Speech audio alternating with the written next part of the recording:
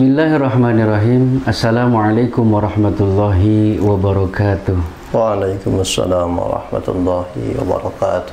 Sahabat Hamdalah TV yang dirahmati oleh Allah Subhanahu wa Ta'ala, berjumpa lagi dengan saya Ajis Dado dalam acara Bilik Ramadan. Anda bertanya, Ustadz menjawab. Pada kesempatan kali ini, insya Allah kita akan berbincang-bincang seputar tentang hal-hal yang membatalkan ibadah puasa di bulan Ramadan. Dan Alhamdulillah pada kesempatan kali ini telah hadir di tengah-tengah kita guru kita Al-Mukarram Ustadz Burhan Ubaidillah STHI. Ustadz, kita lanjutkan pembahasan kita pada hari ini. Ada orang yang masih makan sahur atau masih minum, masih ngerokok, masih melakukan hal-hal yang membatalkan ibadah puasa. Ini kayaknya sahurnya kurang banyak kali ya. Sahurnya kurang banyak. Kesiangan kali ini. Iya. Sementara azan maghrib, azan subuh sudah berkumandang atau waktu imsak sudah datang. Itu gimana Ustaz itu? Banyak ini kejadian nih kadang ya. Sebagian di antara kita yang kurang begitu paham tentang teknis dan praktisi daripada ibadah berpuasa ini.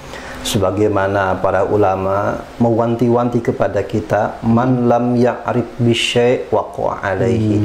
Orang yang tidak tahu akan sesuatu, dia berpeluang akan terjerumus ke dalamnya. Masya Allah. Maka mau tidak mau kita kudu ngaji. Kita harus tahu. Maka tidak ada alasan dan tidak tahu karena tidak ngaji. Sekarang sangat mudah sekali untuk mengenal dan memahami bagaimana indahnya ajaran agama ini. Masya Allah, subhanallah. Berbicara tentang konteks tadi yang kita bicarakan, banyak dan masih banyak di antara kita yang menganggap ketika adzan subuh berkumandang itu masih boleh makan minum ataupun apa saja aktivitas yang bisa dinikmati oleh orang yang sedang bersahur. Sementara adzan subuh sudah berkumandang, dilalahnya kan belum selesai adzannya. Apalagi kalau hitungannya adzan, bagaimana kalau adzannya banyak? Di sini belum selesai. Patokannya adzan yang mana? Nanti hitungannya adzan yang paling ujung lagi. Itu masih lama nanti ujungnya. Masih lama. Bisa 10-15 menit kalau begitu mah. Apalagi yang adzannya kesiangan dan subuhnya. Wah, ini mah setengah 6 baru adzan. Adzannya yang patokannya adzan yang sono aja. Ya agak telat dikit. Wah, enak kalau begitu mah bisa diperpanjang dong. Nah, ini perlu kita sikapi karena ini sangat riskan bila mana kita tidak memahami dalam masalah ini. Kita kembalikan ke definisi daripada puasa itu sendiri. Secara syariah, puasa itu adalah al-imsaku anil muftirat, menjaga diri dari hal-hal yang membatalkan dari mulai terbitnya fajar hingga terbenamnya matahari. Kita fokus ke terbitnya fajar. Baik. Ketika terbit fajar itu adalah awal daripada tersingsingnya matahari sudah ada di ufuk. Itulah awal waktu subuh. Awal waktu subuh. Artinya awal waktu subuh itulah awal kita berpuasa. Nah, pertanyaannya adalah kebanyakan dan memang sudah menjadi ketentuan orang-orang mengumandangkan adzan subuh itu pertanda waktu puasa atau subuh kan? Waktu subuh. Orang adzan subuh berarti itu sudah masuk puasa. Waktu subuh kan? Waktu subuh, sudah fajar. Nah, berarti kalau orang masih makan minum ketika sudah dikumandangkan adzan subuh, berarti dia sudah sedang makan minum di waktu berpuasa. Batal berarti puasa. Berarti batal. Nah, sekali lagi, bila mana kita menganggap bolehnya makan minum sampai adzan subuh berkumandang, itu adalah sebuah kesalahan yang keliru. Karena adzan subuh sebagai pertanda daripada awalnya fajar. Artinya orang tidak akan adzan subuh. Jikalau tidak bertepatan dengan waktu fajar ini sendiri. Fajar sodik. Fajar yang benar-benar memang sudah ada nampak fajar daripada terbitnya awal matahari. Maka bila mana adzan subuh, disinilah awal kita start untuk berpuasa dan sudah tidak ada lagi makan minum karena ini kita sudah mulai berpuasa. Bagi orang yang makan minum dengan disengaja, apalagi tahu dan mengira masih boleh, maka puasanya batal. Dan selanjutnya dia harus wajib tidak makan dan tidak minum, imsak, dan hari itu wajib diqadha. Iya, baik. Makanya ada imsak tuh ya. Betul. Ada menahan diri dulu gitu. Ihtiyat dari ulama kita di Nusantara, hakikatnya kita mulai berpuasa itu dari mulai start fajar. Dari mulai adzan subuh. Nah, akan tetapi ihtiyat, hati-hati dari Indonesia, ini cuma di Indonesia, di negara nggak ada. Ada istilah imsak. Imsak. Padahal imsak itu sendiri adalah awal daripada puasa. Awal daripada puasa, ya kan? Iya. Imsak kan begitu. Nah, imsak dari mulai. Dari mana imsaknya? Dari mulai terbitnya fajar. Bukan sebelum fajar. Iya, benar. Nah, terkadang di kita menggunakan imsak itu adalah durasi 10 menit sebelum daripada adzan subuh. Nah, dikatakanlah imsak. Seakan-akan di sini sudah tidak boleh apa-apa. Padahal ini adalah upaya-upaya ihtiyat, hati-hati, supaya kita bersiap diri untuk melaksanakan ibadah berpuasa. puasa. 10 menit daripada adzan subuh, maka di kita ada istilahnya imsak. Di jadwal imsakiyah yang kita dapatkan selebaran-selebaran poster itu ada waktu imsak, bukan waktu subuh. Waktu imsak. Dan itu bila mana kita konversi itu mundur 10 menit daripada waktu subuh. Artinya secara kasar hakikatnya kita masih bisa minum dan apapun di waktu imsak itu sebelum daripada adzan subuh berkumandang. Tetapi tujuannya imsak ditekankan sebelum adzan subuh supaya kita bersiap-siap diri. Khawatir masih ada sisa makanan di mulut, kita bersihkan, tutup gosok gigi sebagainya, supaya jangan sampai ada sisa-sisa sahur ke bawah waktu subuh. Waktu puasa, nah, itu khawatir bisa dibatalkan juga. Iya. Itu maka imsak yang kita gunakan secara adat, secara uruf itu adalah upaya-upaya untuk hati-hati menjaga kualitas dan persiapan ketika awal daripada melaksanakan puasa. Tetapi hakikatnya imsak awal kita berpuasa adalah dari mulai terbitnya fajar, yaitu ketika dikumandangkannya adzan subuh. Ketika adzan berkumandang, maka sudah mulailah kita berpuasa. Jangan anggap sebelum adzan subuh selesai kita masih bisa bersahur. Nah, itu akan batal puasanya. Baik. Jadi intinya awal dari adzan subuh kita di situ sudah mulai berpuasa. Tapi sebagai ihtiyat kita, kehati-hatian kita, jalani imsak gitu ya. Laksanakan imsak.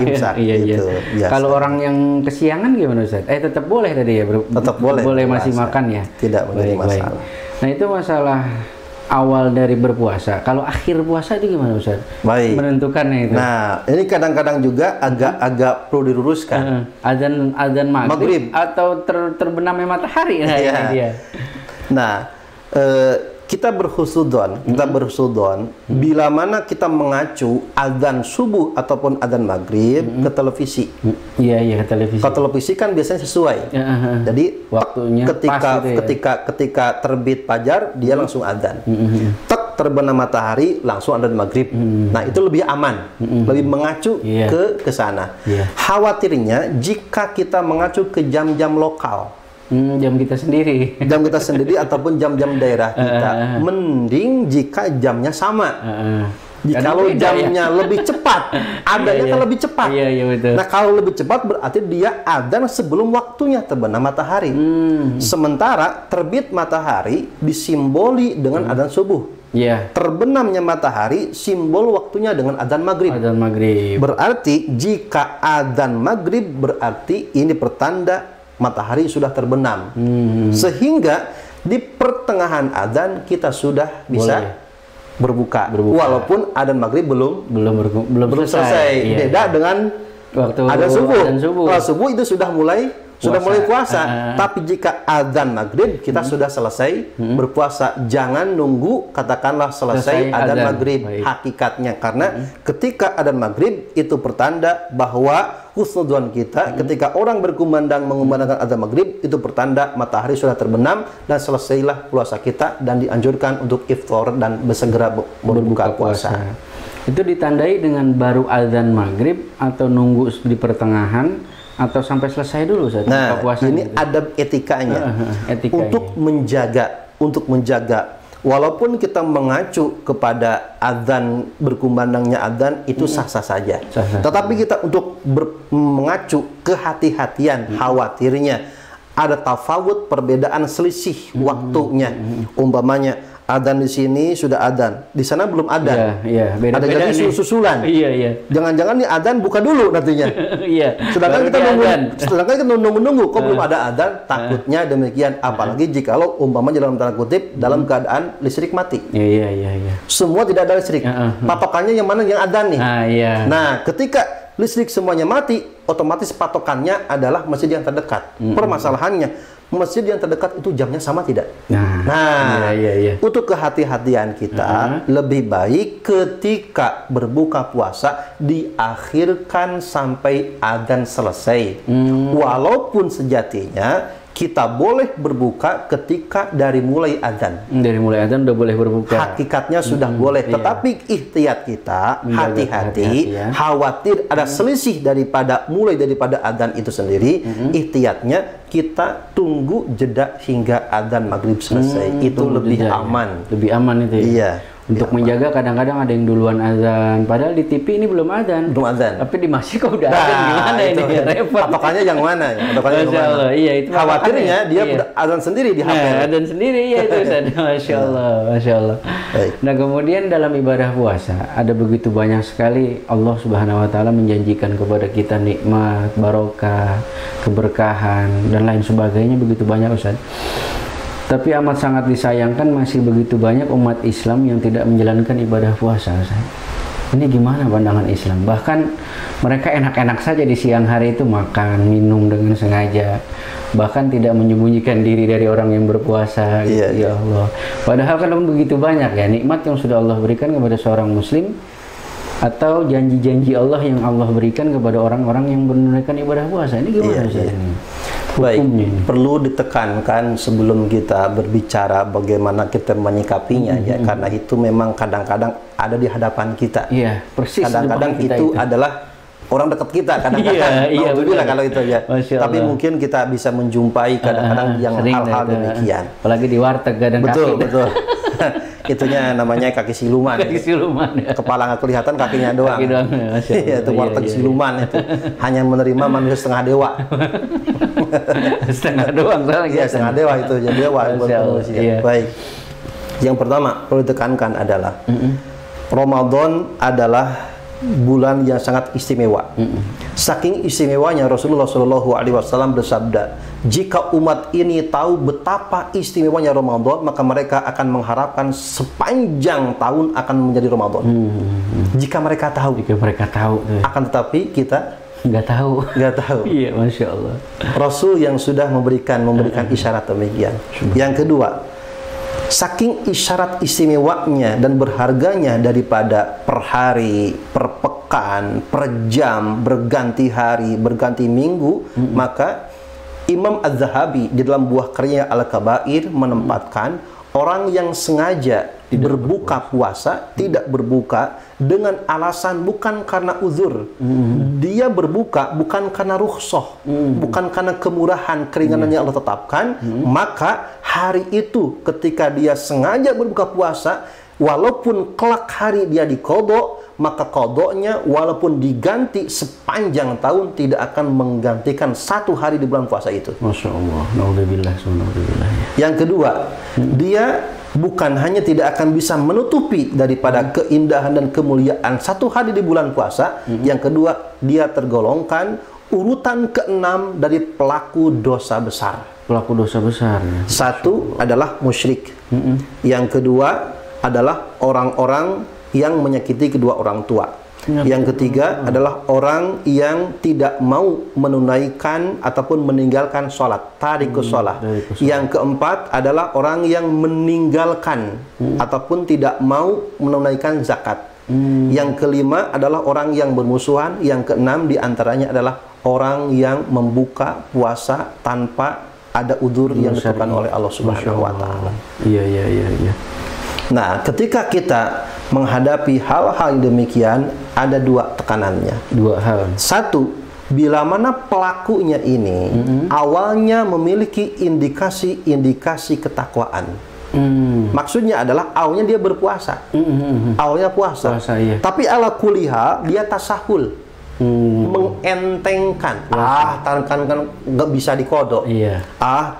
Ntar bisa diganti dengan kodok. Iya. Awalnya dia beriman. Awalnya dia berusaha untuk takwa. Tetapi di tengah perjalanan melambaikan tangan. Iya. Nggak kuat. Nggak kuat. Makan. Masya Allah. Dan bila mana pelaku yang tipe seperti ini di hadapan kita, maka dianjurkan untuk mengingatkannya. Kita mengingatkan dia. Mengingatkannya. Bila mana dia awalnya puasa. Untuk puasa, berupaya untuk bertakwa. Tapi ala kulihal karena lemahnya iman, lemahnya pengetahuan, lingkungan yang mendominasi, dia membatalkan di tengah perjalanan. Maka diusahakan kita untuk mengingatkan kepada mereka. Itu konteks yang pertama. Konteks yang kedua, sama sekali tidak ada upaya keimanan. Sengaja sama sekali tidak ada upaya untuk takwa patuh kepada Allah Subhanahu wa taala. Sengaja dari malamnya diniatin, besok nggak puasa. Nggak puasa udah, iya. Dari pagi hingga sepanjang siang sengaja dipertontonkan bagaimana dia tidak berpuasa. Maka konteks yang seperti ini wajib diingatkan kepada mereka. Jika tidak, kita berdosa. Dosa kita. Seperti kita, bukan hanya mereka yang sengaja mempertontonkan, ataupun mereka yang sengaja membuka diri dengan tidak berpuasanya. Itulah konteks bila mana melihat orang-orang yang makan minum di tempat-tempat makan, tempat-tempat minum, jika mereka adalah orang-orang yang beriman, orang-orang yang memiliki kadar keimanan sekecil sebesar apapun, dan dia sengaja tidak berpuasa, kewajibannya seharusnya adalah pihak-pihak yang memiliki otoritas menegur mereka. Dan bukan hanya mereka, tetapi penyebabnya. Penyebabnya pun termasuk. Penyebabnya apa? Warungnya. Orang tidak akan makan kalau tidak ada warung. Iya benar. Orang-orang kan mencari. Di rumah nggak bisa karena keluarganya masing-masing puasa. Maka dia mencari komunitas-komunitas orang-orang yang seperti dia. Di mana tempatnya? Dia di warung. Iya. Ketika ada warung buka di siang hari, ada yang makan, kelihatan kakinya doang, warung siluman namanya. Maka otomatis seharusnya pemerintah, orang-orang yang punya otoritas dalam hal ini bukan hanya menindak pelakunya, tetapi harus menutup dan sebagai daripada upayanya memberikan teguran ataupun sanksi kepada pihak-pihak tertentu yang memfasilitasi hal ini. Masya Allah. Ikut berdosa juga Ustaz. Sama kan memfasilitasi dosa. Memfasilitasi dosa. Kecuali jika warung-warung tersebut masaknya bukan untuk melayani orang yang tak berbuka, untuk orang yang tak berpuasa. Kecuali kalau memang dia buka warteg, restoran, tetapi kami memang membuka tetapi bukan untuk yang tidak berpuasa. Mohon maaf, kami tidak melayani yang tak berpuasa. Ajib, khair. Iya. Berarti mereka masak untuk orang yang berpuasa. Dan biasanya ini bukannya tidak dari pagi. Sore saja. Sore, karena memang tujuannya, orientasinya untuk mempermudah orang yang mencari buka, melayani orang yang akan mencari iftar untuk berbuka. Nah, ini diperbolehkan warung-warung seperti ini. Tapi jikalau lembaga-lembaga tempat-tempat makanan dia melayani, memfasilitasi orang-orang yang tak berpuasa, tergolongkan daripada orang yang mendukung dari sebuah kemaksiatan. Na'udzubillah summa na'udzubillah. Secara sengaja itu mereka. Secara sengaja dia sudah merusak daripada ibadahnya dia sendiri. Terus kiat-kiat apa yang mesti kita lakukan, Ustaz, agar kita itu terhindar termasuk orang-orang yang memfasilitasi mereka? Karena kan kita kadang nggak mampu, Ustaz ya. Betul. Kita lihat mereka nggak puasa, kalau ditegur dia marah, takut kan gitu ya. Nah, terus gimana tindakan kita?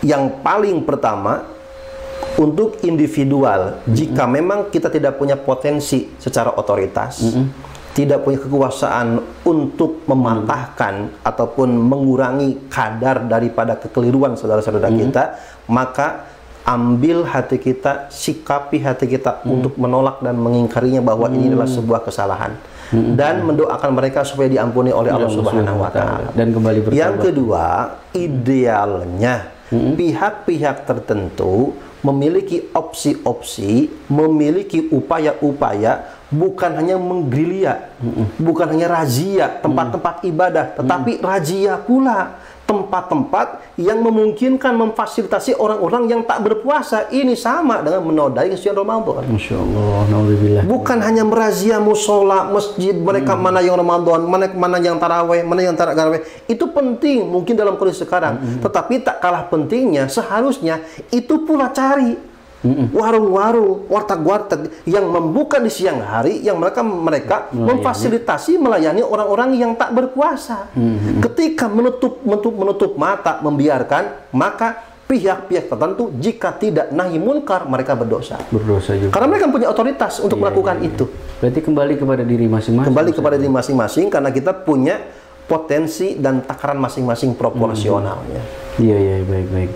Sahabat Hamdalah TV yang dirahmati oleh Allah Subhanahu wa Ta'ala, sebagai seorang Muslim, kita tahu bahwa ibadah puasa merupakan kewajiban bagi diri kita, umat Islam. Allah Subhanahu wa Ta'ala telah menyiapkan begitu banyak hikmah. Allah Subhanahu wa Ta'ala telah menyiapkan begitu banyak nikmat bagi mereka orang-orang yang menjalankan ibadah puasa.